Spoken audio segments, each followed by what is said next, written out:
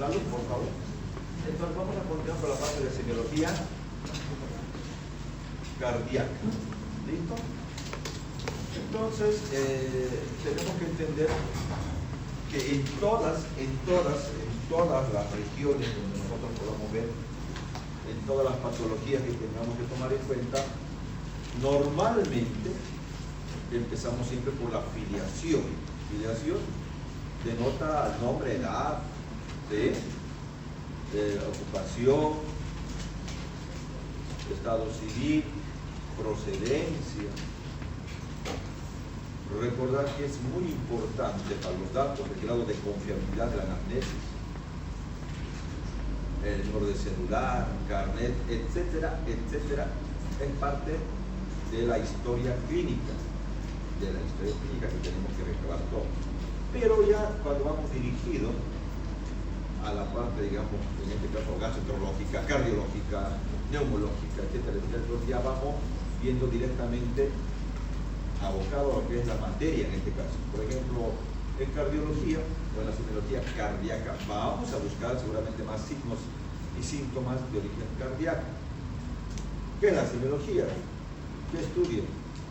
Estudia los signos y los síntomas de patologías que son comunes. Por ejemplo, podemos buscar síntomas afines a una patología cardíaca, disnea, dolor torácico, que son frecuentes, edema de miembros inferiores, signos de intoxicación yugular. O sea, podemos ir buscando y asociando signos y síntomas comunes a patologías cardíacas, ¿no? Que nos van a dar primeramente un síndrome y después probablemente una patología. Entonces nosotros hacemos el examen mediante la anamnesis y el examen físico. En la parte cardiovascular nos centramos sobre todo en la parte del aparato cardíaco. Obviamente tenemos que dominar lo que son las técnicas de inspección, palpación, percusión, auscultación en la área cardíaca, sobre todo en el tórax anterior. Obviamente vamos a buscar otros seguramente signos que van a darnos en estas patologías cardíacas. ¿Será importante la filiación, la edad, o no será importante? ¿Qué opinan ustedes?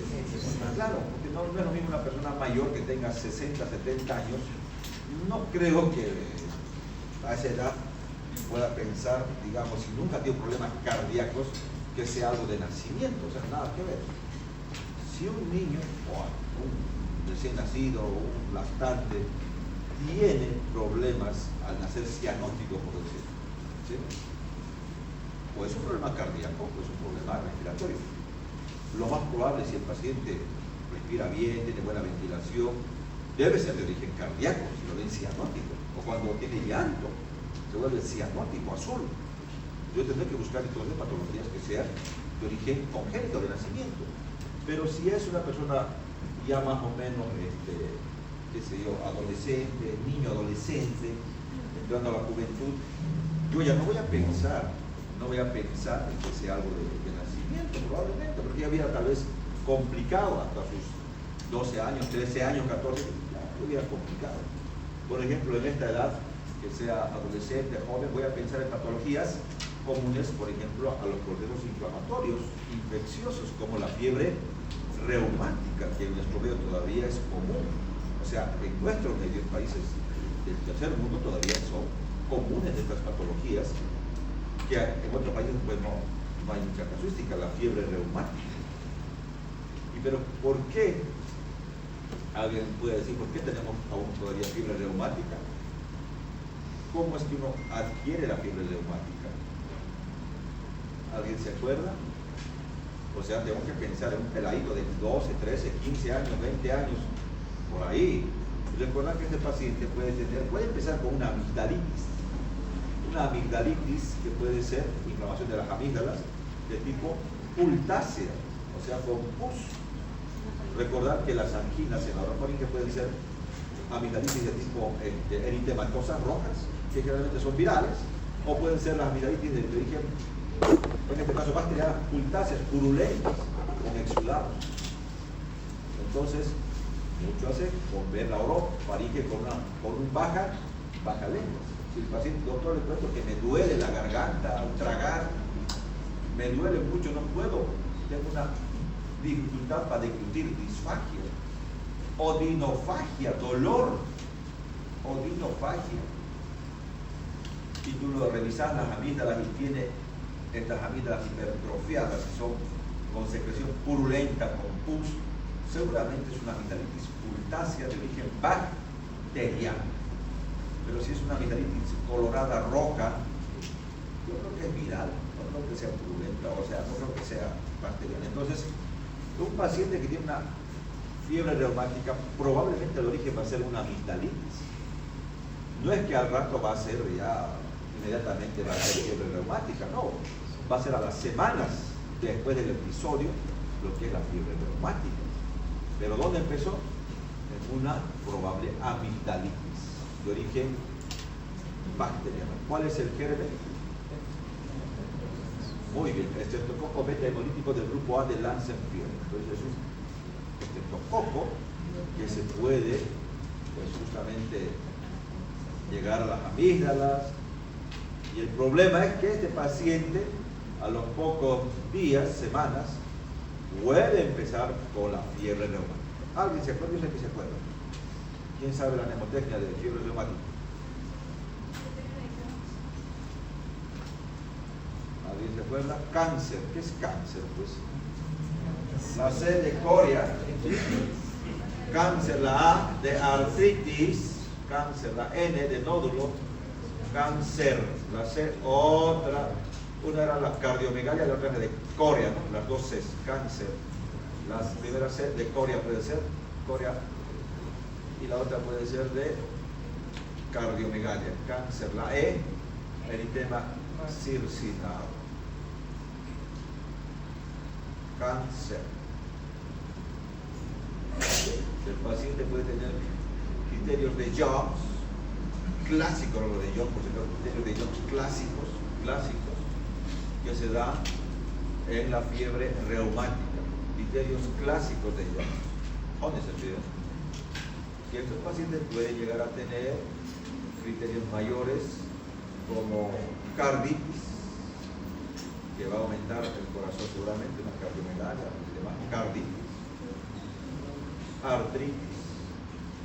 La artritis se refiere, cuando hablamos de artralgia, es solo dolor, artralgia de articulaciones. Artritis, itis, inflamación. Entonces, cuando yo hablo de artritis, tengo que tomar en cuenta que existe rubor, calor, dolor, aumento de volumen e impotencia funcional. O sea que va a estar hinchado, colorado, rojo, no va a poder movilizar y además de eso va a estar seguramente edematizado. Rubor, calor, dolor, aumento de volumen e impotencia funcional. Entonces vamos a poder evidenciar una inflamación. Si solo está adolorido es artrado. Pero si tiene todos los signos de inflamación de flogosis, es una artritis. Entonces en eso tenemos que entender nosotros. ¿Entendido? ¿Lo entendieron? Cáncer. Bien. Y menores lo que ustedes quieran. Puede ser fiebre, puede ser ácido positivo, antiestreptolicina. La antiestreptolicina que también te puede dar positivo, que denota la presencia del estreptococo, pero es criterio menor.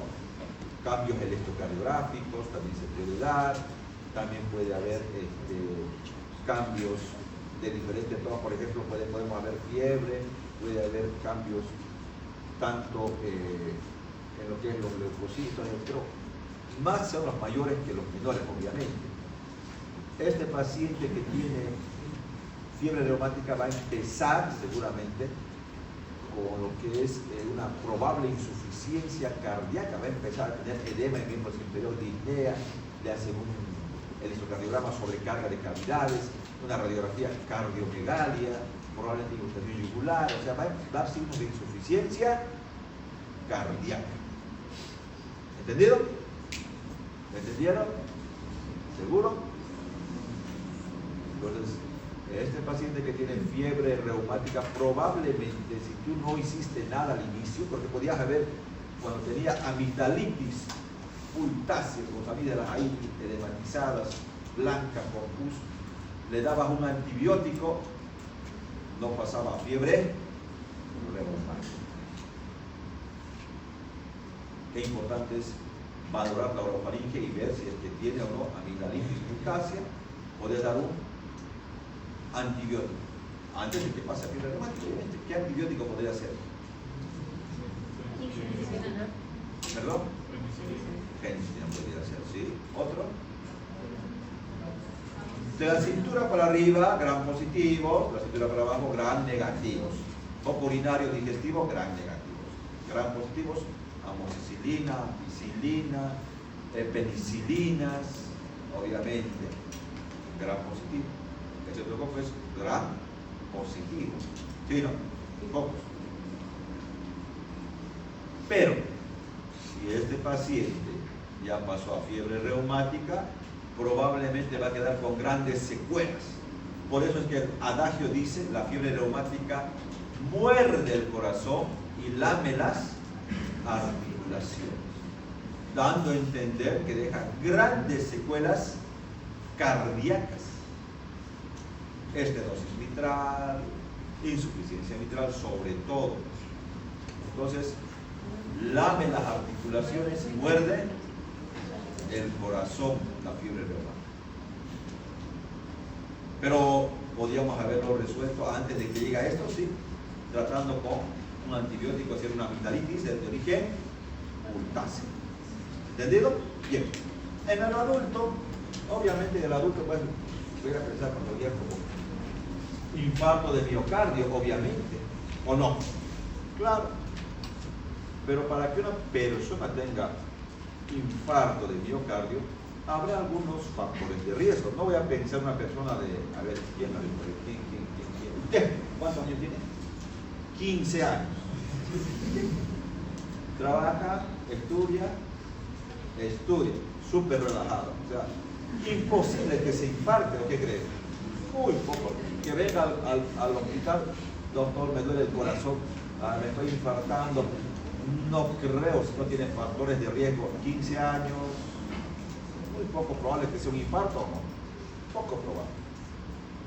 Entonces, en un paciente adulto con un infarto agudo de miocardio, habrá factores de riesgo para poder entender si el paciente se está infartando o no. Por ejemplo, la edad, más de 45 años, ya el riesgo ya es un factor de riesgo para hacer infarto de miocardio. Ya tenemos un factor, más de 45, ya tenemos un factor, por la edad. Hay factores modificables y factores no modificables para un síndrome coronario agudo, un infarto. ¿Cuáles son esos factores modificables? Por ejemplo, que uno sea muy sedentario, o sea, que no haga ejercicio. Un paciente que tenga hábito tabáquico. Otro factor de riesgo. Pacientes sumamente estresados. Sumamente estresados. Ay, ya me duele. El estrés. Entonces, otro factor de riesgo. Bien, dislipemias. La dislipemia. Colesterol elevado, triglicéridos elevados. Obesidad también, sí. La diabetes también.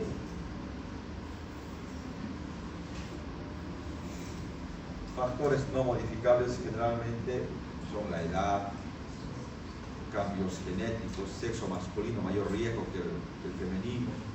O sea, que venga. ¿Cuál es su nombre? ¿Perdón? Dana viene con 49 años. ¿Sí? Por ahí tiene colesterol elevadísimo, 300, 400 de colesterol. Fuma tabaco, o sea, tabaquista. Diabética, hipertensa, y viene con un dolor torácico, doctor, me duele, no puedo respirar y no me calma. Yo creo que puede ser un infarto o no. Lo más probable es que sí. Si tiene factores de riesgo y un dolor opresivo el paciente está en garra, con su mano en garra. Yo voy a pensar que probablemente sea un infarto de miocardio. Entonces, en el adulto tengo que pensar en patologías que pueden darse en los adultos, como un infarto de miocardio. Obviamente la aterosclerosis secundaria al depósito, que son las placas ateromatosas, colesterol, sobre todo triglicéridos. ¿Será que solamente los triglicéridos se elevan, el colesterol y triglicéridos sobre todo se elevan solo por consumir grasas? ¿Qué tal yo no consumo grasas, cero grasas?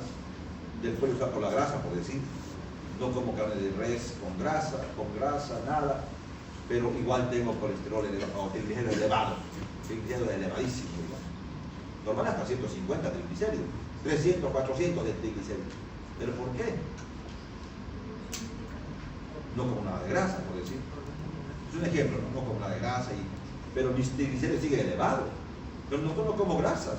¿Y por qué tengo yo elevados los triglicéridos? A ver, levante la mano. Nombre. Sebastián, adelante. Porque el paciente probablemente come demasiados carbohidratos y al no ocupar la energía que produce esos carbohidratos se almacena en forma de triglicéridos.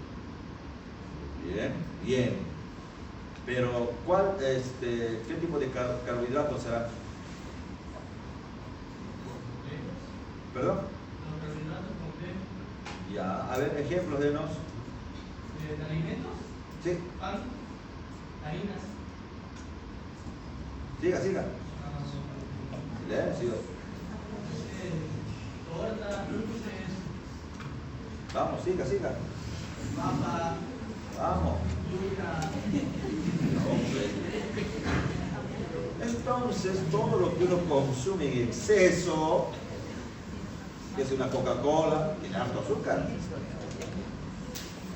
De cualquier alimento, ese hidrato de carbono puede convertirse y volver en triglicéridos y elevar el factor de riesgo. Entonces, no solamente es que no consumo grasas, también cualquier azúcar puede volverse colesterol, sobre todo triglicéridos y elevados. ¿Entendido? Bueno, eso ya dijimos. Recordar también que es importante que en la mujer, por ejemplo, obviamente puede tener mayor patología mucho más que los varones, obviamente, o viceversa, el hombre más que las mujeres. Pero sobre todo, por ejemplo, en lo que es la hipertensión arterial, en infartos, las mujeres todavía, digamos, tienen cierto tipo de protección, sobre todo por la parte hormonal, pero cuando ya llegan, por ejemplo, a la menopausia, incrementa igual su factor de riesgo, lo mismo que en el infarto de miocardio. O sea, mientras más mayores van siendo, va incrementando también en las damas su factor de riesgo, ¿no? Obviamente los hombres entramos más a temprana edad a estos factores de riesgo. Todo eso tiene mucho que ver. Mira, protección contra la aterosclerosis, por ejemplo, las mujeres que le dan verde, o sea, sí están protegidas, ¿no? Por la parte hormonal. Pero igual pueden tener factores de riesgo. Recordar, en medicina nunca 2 más 2 es 4, pero en las estadísticas sí hay un cierto grado de protección, sobre todo en las mujeres por la parte hormonal. También pueden tener, obviamente, pericarditis aguda benignas, infarto de miocardio, sobre todo los hombres. Repito, los hombres tienen mayor riesgo a hacer infarto, ¿no? Por ejemplo, en los pacientes diabéticos, mucho cuidado. El paciente diabético a veces no tiene dolor, como el paciente que no es diabético. ¿Por qué? Porque recordar que hacen una polineuropatía diabética. Estos pacientes no sienten a veces el dolor. Mucho cuidado con los pacientes. O el paciente, pues doctor, le cuento, me duele la barriga, aquí en la boca del estómago, aquí abajo en la barriga, en la panza me duele, pero no me cede. Puede ser que sea un infarto de cara inferior, un infarto de cara inferior. Entonces va a depender mucho de los factores de riesgo que el paciente tenga, o sea, de cómo tú construyes la historia clínica. ¿Entendido? ¿Cómo hacemos? Ahí está el cáncer. Cirugía cardíaca en términos mayores de Jones, fiebre reumática, carditis, artritis, nódulos, historia menor de Sydenham y además eritema marginal. ¿Ahí qué dice?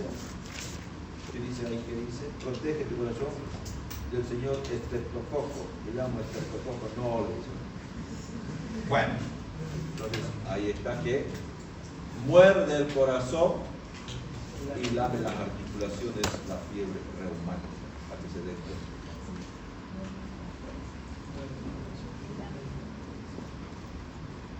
No se olviden que hay ocupaciones que van a poder incrementar los factores de riesgo cardíaco. Trabajadores de cuello blanco, ¿quiénes son esos?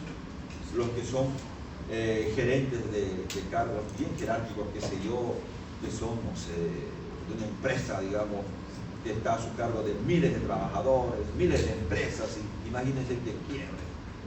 O sea, están súper estresados, ¿no? Entonces, trabajadores de cuello blanco son aquellos empresarios, gerentes, administradores que están en cargos jerárquicos y seguramente están súper estresados todos los días, seguramente. Imagínense que un fallo y se va toda la quiebra, millones y millones de pérdidas, están estresadísimos, ¿o no? Claro. Angina de pecho, infarto de arteriosclerosis, todo eso puede llevar, digamos, igual, de acuerdo a eso, todos esos pacientes pueden infartarse. En los exámenes algunos se estresan. ¿Ustedes se infartarán? No, joven, muy poco probable. Muy poco probable. No tienen factores todavía de riesgo. Todos tienen 20 años, 19 años, sí, 20 años. ¿Qué impide tener 20 años? 20 años de quisiera tener 20 años. Claro. Todo el mundo, imagínense, con el tiempo van a ir creciendo y van a mayor las responsabilidades, los problemas de salud sobre todo. Ya no uno como de 15 o 20 años. Entonces, son afortunados que aprovechen de forma sana, obviamente, ¿no? Los mineros, obviamente, un paciente que es minero, que hace inhalación de polvos inorgánicos.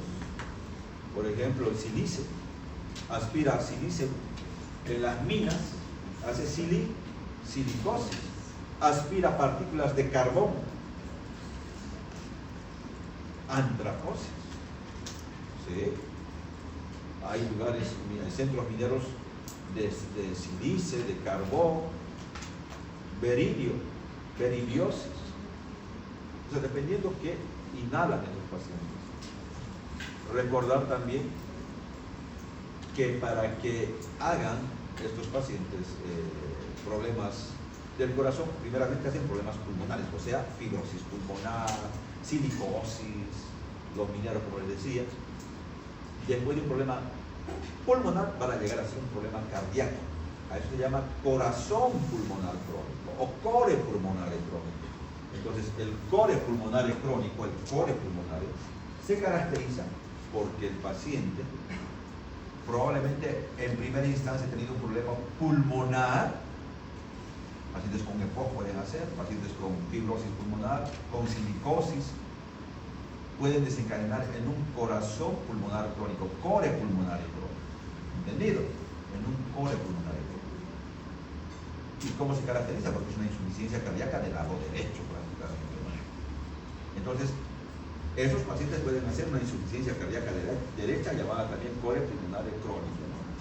El lugar de residencia será importante, ¿sí? En los valles, los que viven, Sucre, Cochabamba, aquí por los valles, Cruceros, ¿qué hay tanto? Pinchuca.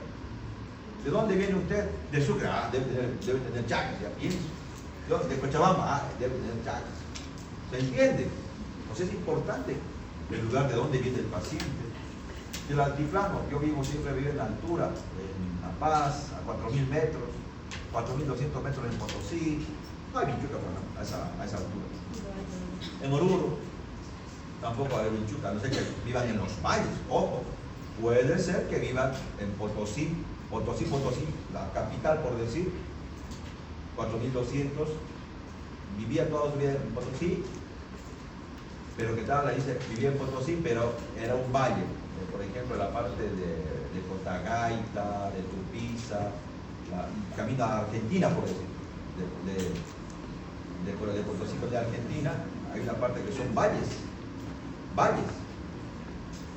tranquilamente hasta Pinchuca. O sea que antes, por ejemplo, de acuerdo hasta hace, no sé, aunque siga habiendo seguramente, pero hasta hace unos 15 años, 20 años, cuando estaba yo de estudiante, por ejemplo, hace muchos años, más debe ser, bueno, hace 25, 26 años, 27, casi 30 años ya, de estudiante les digo, pero había, digamos, Pinchuca en todo lado.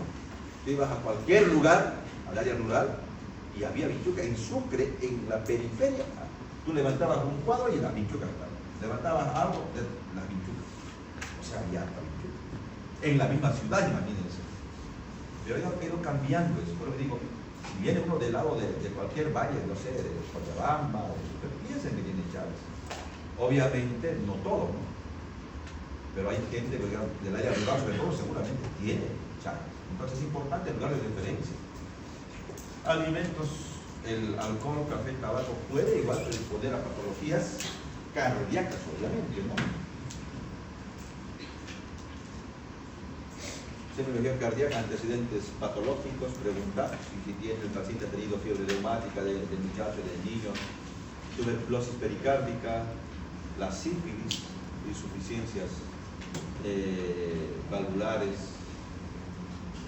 en la aorta, Chagas, diabetes también.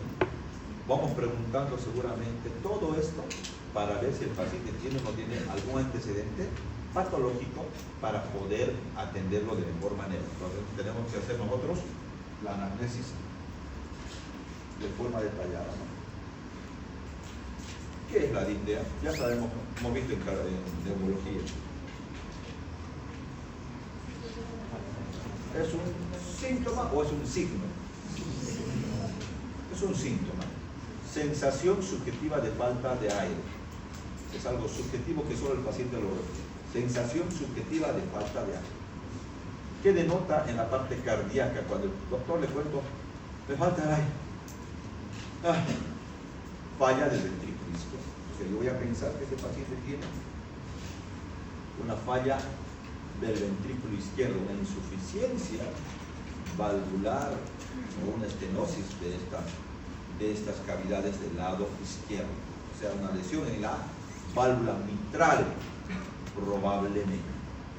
Entonces, si yo veo que este paciente tiene disnea, le falta el aire y está edematizado, y lo recostás y tiene ortopnea, ¿qué es la ortopnea? Disnea de decúbito supino. Cuando lo recostás al paciente, inmediatamente se sienta. ¿Por qué se sienta? Porque tiene ortopnea. Un paciente cardíaco, normalmente los pacientes cardíacos no toleran estar en decúbito supino.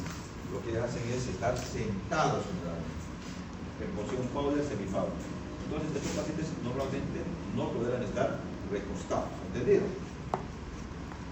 En cambio, el paciente respiratorio, tú lo recostás, digamos, está disneico, lo recostás, te tolera mejor. O sea, no se sienta, no hace ortopnea inmediatamente, te va a tolerar mejor. La diferencia para ver un paciente cardíaco o no, recostarlo. Y si se sienta, este es cardíaco. Ahora, si no, puede ser que es un paciente respiratorio más que todo. Entonces puede haber, obviamente, la disnea, que puede ser de pequeños esfuerzos, medianos, grandes esfuerzos, o también puede ser de reposo la disnea. Disnea de reposo continua, o puede ser paroxístico. O sea, ¿cómo es eso paroxística? Recuerda que el paciente puede ser que esté tranquilamente bien, normal, y de repente está tranquilo y el paciente se recuesta y está durmiendo bien y a medianoche se levanta y se sienta y corre a la ventana. Es la disnea paroxística nocturna, por ejemplo. Un criterio de insuficiencia cardíaca también. ¿Por qué será eso? Que el paciente estaba, bueno, de día tranquilo, no estaba con mucha fatiga, no tenía disnea, deambulaba bien y resulta que se durmió un poco hinchado los pies, con edema en los miembros inferiores, edema, y se durmió, se recostó un poquito de cabecera, un poquito de 30 grados, no muy alta, ¿verdad? Y de repente a medianoche, 12, 1 de la madrugada, y se sienta desesperado y corre a la ventana. ¿Qué hizo? Disnea paroxística nocturna. ¿Pero por qué será que ha hecho eso? Probablemente porque ha habido una redistribución de los líquidos, o ha empezado a haber mayor gasto cardíaco, o sea, como tienen los miembros inferiores del edema, pues no molesta mucho, pero cuando se recuesta, los líquidos pueden redistribuirse o haber realmente incremento de la molemia. En otras palabras, Por eso decía, el paciente cardíaco no puede estar recostado. Antes de que haga una insuficiencia cardíaca con todos los criterios, puede empezar por línea paroxística nocturna. Puede empezar. Igual puede hacer también el edema agudo del pulmón, obviamente. Entonces, la disnea puede ser de origen cardíaca, de origen respiratoria, pero también puede ser de origen psicógeno. Doctor, me falta el aire. Descartar que no tenga un problema respiratorio. Tendrás que hacer todos los estudios, pues, ¿no? No sé, doctor, le falta el aire. ¿Le ves la radiografía normal? ¿No tiene tos? ¿Espirometría normal? No creo que sea pulmonar. Tendrás que descartar, a no ser que tenga sibilancias, que tenga ronquidos, crépitos, tos. Este es de origen respiratorio, lo más probable, pero si no, o una espirometría podemos descartar si no tiene síntomas. Ahora, de origen cardíaca ya dijimos, dije de origen psicógeno, si todo está negativo, no hay problema cardíaco, no hay problema respiratorio, seguramente debe ser un problema de origen psicógeno. Hay pacientes que tienen problemas psicógenos que van a realizar, doctor, no puedo. Aparece frente a diferentes esfuerzos, pequeños y grandes igual, no hay distinción. En cambio, los cardíacos respiratorios, cuando hacen más esfuerzos, mucho más lineal. No es progresiva. En cambio, el paciente cardíaco va a ir progresando cada vez más, porque va a ir acumulando más líquidos. No cumple con las consignas de a mayor ejercicio, mayor disnea, obviamente, ¿no? La ortopnea, ¿qué es la ortopnea? Disnea en decúbito. El paciente generalmente lo encontrás así, sentado, en posición ortopneica, o posición Fowler. Disnea por el nocturno, el paciente les decía, de noche está durmiendo bien y corre a la ventana. ¿Por qué? Porque hay una disnea paroxística nocturna. Este paciente está haciendo probablemente una insuficiencia cardíaca. Esto lo hemos visto la anterior vez, lo mismo. Platinea, ¿qué es platinea? Disnea en decúbito. ¿Supino? Cuando se incorpora el paciente. Trepófnea, decúbito lateral, o derecho o izquierdo. Y ortodesoxia, disminución de la presión arterial de oxígeno al incorporarse de más de 10 minutos. O sea, el paciente estaba, por decir, con una presión o una saturación, entre comillas, no sé, 90. Y el paciente se sentó o se paró, va a desaturar, baja la saturación, ¿no? O la presión arterial de oxígeno. Entonces, para diferenciar entre la disnea de origen cardíaca y la disnea de origen respiratoria, el cardíaco no tolera el decúbito, les decía, o sea, recostado muy poco tolera. En cambio, el paciente respiratorio tolera mejor, lo recostado tolera, o sea, puede estar recostado, de espalda. Cardíaco, disnea con disnea de grado 4, con disnea de grado 4, ambas sí. Edema generalizado, en el cardíaco va a haber, en el respiratorio pues no va a haber. El respiratorio no va a tener edema de miembros inferiores. Involucración yugular en el cardíaco sí, van a estar involucradas. En cambio, no hay involucración yugular en el paciente respiratorio. Además de eso, tenemos que tomar en cuenta que el paciente respiratorio va a tener tos, seguramente, tos, probablemente fiebre, pensando en un problema respiratorio, expectoración probablemente. En el cardíaco probablemente no lo tenga. Tenemos que preguntar entonces siempre a un paciente que tiene una disnea, ¿cuándo apareció? ¿Frente a qué situación aparece? ¿Después de cuándo se presenta? ¿Qué fenómenos acompañan? Sibilancias, problema respiratorio. Ahora, ¿qué tal si tiene palpitaciones, tos, hambre? Tengo que ver la evolución, o sea, puede ser que sea un problema respiratorio. El doctor Lecuente empezó con moquera, estaba moqueando, luego empezó con tos, fiebre, botaba flema, amarilla, ahora mi pecho silba como gato. Entonces es un paciente probablemente de origen respiratorio. No, doctor, le cuento que empezó con hinchazón de pies, empezó a hincharse mis pies y caminaba un poco, me fatigaba, ¿no? Fiebre no, tos no, flema no, debe ser pues cardíaco, ¿no? ¿Se entiende cómo diferenciar un paciente cardíaco de un respiratorio? Y para ir en esta parte, para ir concluyendo, no se olviden la clasificación institucional de lo que es la NISHA, ¿no? Entonces, la Sociedad Americana del Corazón realmente lo que hace es clasificar en clase 1, clase 2, clase 3, clase 4, clase 1. La actividad física acostumbrada no provoca síntomas. Clase 2, la actividad física acostumbrada provoca síntomas. Clase 3, actividad física menor que la continuada provoca síntomas. Clase 4, síntomas. O sea, va a empezar lo que es desde lo que son grandes, medianos, pequeños y de reposo, ¿no? La clasificación en relación a la disnea. Bueno, ¿alguna pregunta que tengan hasta acá? ¿Alguna duda? ¿Lo entendieron? A ver, ¿quién me puede decir criterios de Jones, de fiebre reumática? Levante la mano. ¿No? Adelante. Con la neumotecnia de cáncer por carditis, nódulos, coria y eritema cisma. Y de Jones era carditis, nódulos, eritema. Ya. Entonces, esos criterios mayores de Jones que se pueden dar en un paciente con... Son clásicos por este caso, clásicos. Está bien. ¿Cómo? A ver, ¿dónde está? A ver, ¿quién me puede dar la diferencia entre una disnea de origen cardíaca y respiratoria? Levante la mano. Adelante. Adelante. ¿No le conectas? Alberto. Adelante, Alberto. La diferencia en caso de una disnea cardíaca sería que presenta una falta de tolerancia al estar en circuito, presenta disnea de grado 4, edema generalizado y también se puede presentar intoxicación yugular. Además, en el caso del respiratorio se puede observar de que puede presentar tos, constipación, secreciones, entre otros. Ya. ¿Qué me puede decir? Gracias. Factores de riesgo, modificables, no modificables para riesgo cardiovascular. A ver, levante la mano. ¿Usted? ¿Cuál es su nombre? Lucas. Adelante. De los factores modificables tenemos lo que son hábitos del tabaquismo, hábitos del sedentarismo, obesidad, diabetes, Ya. ya. Y después los no Estrés también. estrés, factores de estrés, y los no modificables serían. Dislipemia, ¿no? Dislipemia que es aumento de triglicéridos, colesterol. Ya, siga. Y después los factores no modificables tendrían que ver con el sexo y la edad. La edad, ¿no? Factores genéticos. Factores genéticos. Bueno, gracias. Atención a la